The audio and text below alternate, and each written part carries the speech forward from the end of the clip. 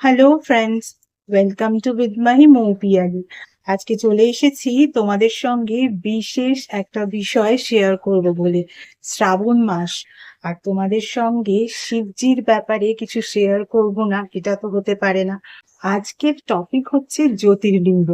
12 জ্যোতির্লিঙ্গ সম্পর্কে তোমাদের কিছু কিছু ইনফরমেশন আমি আজকে এই ভিডিওতে শেয়ার করে নেব। 12 জ্যোতির্লিঙ্গের মধ্যে সবার প্রথম যে জ্যোতির্লিঙ্গ, সোমনাথ জ্যোতির্লিঙ্গ। গুজরাটে অবস্থিত সোমনাথ জ্যোতির্লিঙ্গ। এই জ্যোতির্লিঙ্গে যারা যায় তাদের কিন্তু অবশ্যই ধন সম্পদের প্রাপ্তি ঘটে। ধন সম্পদ প্রাপ্তির জন্য কিন্তু সোমনাথ বাবার আরাধনা তোমরা শুরু করে দিতে পারো।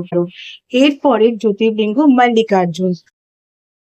মল্লিকার্জুন কিন্তু অন্ধ্রপ্রদেশে অবস্থিত। মল্লিকার্জুন কেন যাবে? মল্লিকার্জুনে যদি তোমরা যাও এবং মল্লিকার্জুন বাবার আরাধনা করো, তাহলে কিন্তু তোমার যে কোনো স্টাক হয়ে থাকা কাজ বা আটকে থাকা কাজ ভেরি ইজিলি কিন্তু ফুলফিল হয়ে যাবে। এরপর জ্যোতির্লিঙ্গ কিন্তু মহাকালেশ্বর। উজ্জয়ন মধ্যপ্রদেশে অবস্থিত মহাকালেশ্বর জ্যোতির্লিঙ্গ। মহাকাল বাবার কাছে যে যায় তার না সময়টাই পরিবর্তিত হয়ে যায়, অর্থাৎ তার যে কোনো খারাপ সময় পরিবর্তিত হয়ে যায় ভালো সময়। মহাকাল বাবা কিন্তু এমন ভাবেই আশীর্বাদ করেন। ওনাকে তো এমনিতেই উজ্জয়িনীর রাজা বলা হয়। যখন মহাকালেশ্বর মন্দিরের সামনে দিয়ে কোনো রাজ পরিবারের সন্তান যান, তারা কিন্তু কখনো কোনো গাড়িতে বা কোনো রকম কোনো যানবাহনে চড়ে একেবারেই যান না। সেখান থেকে কিন্তু তারা পদযাত্রা করেন, হেঁটে মন্দির ক্রস করে তারপরে গিয়ে আবার তাদের গাড়ি চড়ে। সেখানে কিন্তু কোনো রাজ পরিবার নেই এবং কোনো রাজা টিকতেই পারেন না। একমাত্র উজ্জয়িনীর রাজা হচ্ছেন বাবা মহাকাল।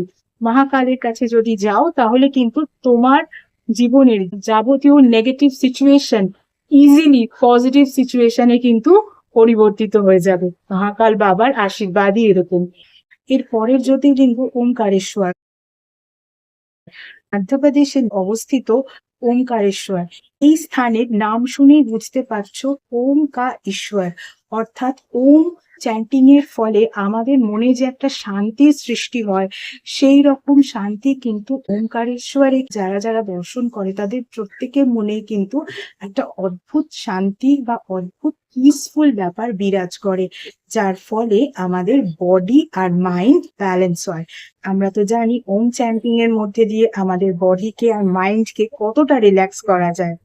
এর পরের জ্যোতির্লিঙ্গ কিন্তু কেদারনাথ জ্যোতির্লিঙ্গ। আমরা মনুষ্য যোনিতে জন্মগ্রহণ করেছি, কিন্তু আমাদের প্রত্যেকেরই যারা স্পিরিচুয়াল পথে আমরা হাঁটি, তাদের কিন্তু একটা বিষয় থাকেই যে আমরা মোক্ষ লাভ করবো বা মুক্তি লাভ করব। কেদার বাবার কাছে কিন্তু গেলে অবশ্যই সেই মোক্ষ লাভ বা মুক্তি লাভের আশীর্বাদ পাওয়া যায়। এর পরের জ্যোতির্লিঙ্গ হচ্ছে ভীমাশঙ্কর। ভীমাশঙ্কর কিন্তু মহারাষ্ট্রে অবস্থিত। ভীমাশঙ্কর, ভীম এবং শঙ্কর দুজন একত্রিত হয়ে ভীমাশঙ্কর, মানে এখানে গেলে কিন্তু তুমি যে কোনো রকম কাজে ভিক্টরি পাবে। যেরকম ভাবে মহাভারতে ভীম সমস্ত কিছুতে ভিক্টরি পেয়েছিলেন। যখন তারা কুরুক্ষেত্রের যুদ্ধের পর কাশী গিয়েছিল মহাদেবকে খুঁজতে, মহাদেব সেখানে ছিলেন না, চলে গিয়েছিলেন কেদারনাথে। কি রূপে? না নন্দী বাবার রূপে।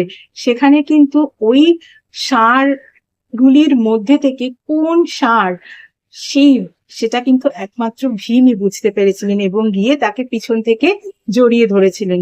তো এই হচ্ছে ভীমের সমস্ত কিছুতে ভিক্টরি পাওয়ার ব্যাপার। সেই রকম আশীর্বাদ কিন্তু তোমরা পেতে পারো যদি তোমরা ভীমাশঙ্করের দর্শন করে আসো। এর পরের জ্যোতির্লিঙ্গ কাশী বিশ্বনাথ। আমাদের জীবনে অনেক ধরনের কর্ম থাকে, আমরা সারা জীবনে যে সবসময় ভালো কাজ করে আসছি তা তো নয়। কাশী বিশ্বনাথ বাবার কাছে প্রার্থনা করলে কিন্তু যে কোনো ধরনের নেগেটিভ কার্মা যেটা তুমি করে এসছো সেই কার্মা থেকে কিন্তু অনেকটাই মুক্তি পাওয়া যায়। দেখো, কর্মের ফল সকলকে পেতে হয়, সুকর্ম হোক কি কুকর্ম হোক। সেক্ষেত্রে কাশী বিশ্বনাথ বাবা কিন্তু কুকর্মের ফলের প্রাপ্তির যে বিষয়টা সেটা একটু হলেও লাঘব করিয়ে দেন। এর পরের জ্যোতির্লিঙ্গ হচ্ছে ত্রয়ম্বকেশ্বর জ্যোতির্লিঙ্গ। মহারাষ্ট্রে অবস্থিত। ত্রয়ম্বকেশ্বর জ্যোতির্লিঙ্গে যদি যাও এবং ত্রয়ম্বকেশ্বর বাবার কাছে যদি প্রার্থনা করো, তোমার ভেতরে যে পজিটিভ ডিজায়ার্স গুলো আর গুড ডিজায়ার্স গুলো আছে, সেই সকল ডিজায়ার্স কিন্তু ভেরি ইজিলি পূর্ণতা দিকে যাওয়ার যে রাস্তাগুলো, সেগুলো কিন্তু তোমার সামনে এক এক করে খুলতে থাকবে। এর পরের জ্যোতির্লিঙ্গ বৈদ্যনাথ জ্যোতির্লিঙ্গ। বৈদ্যনাথ জ্যোতির্লিঙ্গ কিন্তু দেওঘর, ঝাড়খণ্ডে অবস্থিত। বৈদ্যনাথ বাবার কাছে যদি প্রার্থনা করো, তোমার যাবতীয় ডিজিজেস সেরে যায়। বৈদ্যনাথ, বেদ মানে বৈদ্য, বা বাংলায় বৈদ্যনাথ ধামও বলে থাকি। তো বৈদ্যদের কাজ কি? বৈদ্যরা ডাক্তারের মতন কাজ করে, যাবতীয় ডিজিজকে সারিয়ে দেন। তাই বৈদ্যনাথ জ্যোতির্লিঙ্গে যদি তুমি গিয়ে প্রার্থনা করো, তোমার কিন্তু যাবতীয় ডিজিজেস সেরে যাওয়ার দিকে তুমি এগোতে থাকবে। তুমি কিন্তু ধীরে ধীরে ফিটনেসের দিকে এগোবে। এর পরের জ্যোতির্লিঙ্গ নাগেশ্বর জ্যোতির্লিঙ্গ। দেখবে অনেকের জীবনেই সমস্যার একটা সাইকেল চলে, একটা সমস্যা মিটলো না আরেকটা সমস্যা চলে এলো। এই যে সার্কেলিক অর্ডারে একটা সমস্যার পর সমস্যা আসার বিষয় থেকেই যায়।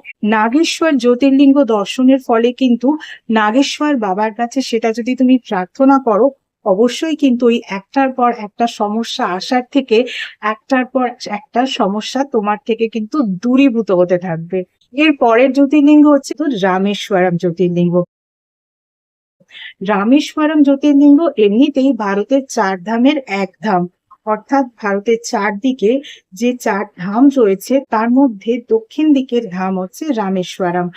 রামেশ্বরম কিন্তু একেবারে হেভেনে পৌঁছানোর গেট বলে কথিত আছে। অর্থাৎ দেখো, রামেশ্বরম, স্বরম বা স্বর অর্থাৎ যে কোনো ভিক্টরি, যে কোনো ধরনের প্রসপেরিটি, যে কোনো ধরনের গুড থিং, সমস্ত কিছু কিন্তু তুমি রামেশ্বরম দর্শনের পর ইজিলি লাভ করতে পারো বলে কথিত রয়েছে।